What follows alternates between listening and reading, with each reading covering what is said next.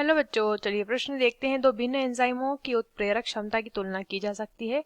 उत्पाद के निर्माण से, पीएच के अधिकतम मान से, केएम मान से, एंजाइम के आणविक आकार से।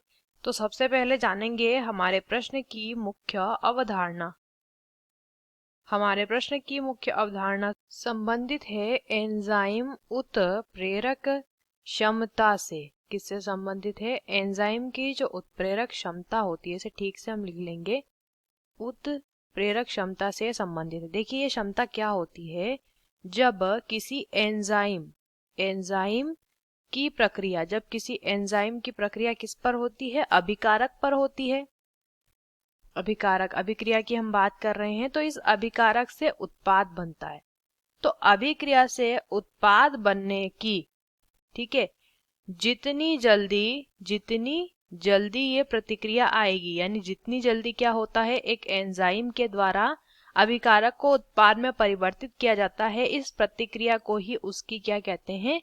उसकी एंजाइम की उत्प्रेरक क्षमता कहते हैं। यानी कितनी तीव्र क्षमता से वो अपना कार्य कर सकता है। ठीक है, अब इस क्षमता की तुलना हम कैसे कर सकते हैं, यह प्रश्न में पूछा है। तो यहाँ पे क्या करनी है? तुलना करनी है। किसकी तुलना करनी है? दो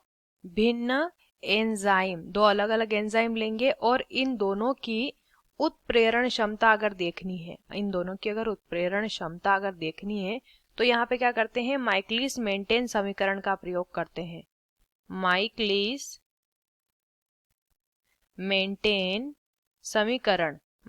मेंटेन समीकरण का प्रयोग करते हैं और माइकलिस मेंटेन समीकरण को Km से दर्शाया जाता है। ठीक है, तो यहाँ पे माइकलिस मेंटेन स्थिरांक जो होता है, इस स्थिरांक को हम Km से दर्शाते हैं और माइकलिस मेंटेन समीकरण की मदद से दो भिन्न एंजाइमों की उत्प्रेरण क्षमता ज्ञात कर सकते हैं। तो पहला दिया है उत्पाद के निर्माण से तो प्रक्रिया की जो गति होती है वो ज्ञात कर सकते हैं कि कितनी गति से हमारा उत्पाद बना है। तो ये तो सही नहीं होगा। पीएच, अगर हम पीएच को नापते हैं तो पीएच हम देखते हैं अम्ल व क्षार की स्थिति में। ठीक है, तो सही नहीं होगा। केएम मान से दो भिन्न एंजाइमों की उत्प्रेरण क्षमता ज्ञात कर सकते हैं, सही है।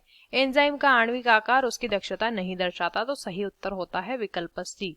आशा करते हैं आपको इस प्रश्न का उत्तर समझ आया होगा। धन्यवाद।